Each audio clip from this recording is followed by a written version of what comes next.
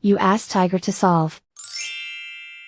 This deals with linear equations with one unknown. The final result is x equals 7. Let's solve it step by step. Group all x terms on the left side of the equation. Subtract x from both sides. Group like terms. Simplify the arithmetic. Group like terms. Simplify the arithmetic.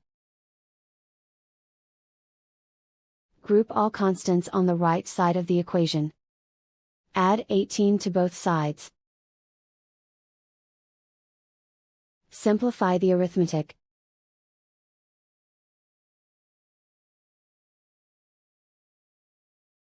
Isolate the x. Divide both sides by 3. Simplify the fraction. Find the greatest common factor of the numerator and denominator. Factor out and cancel the greatest common factor. And so the final result is x equals 7.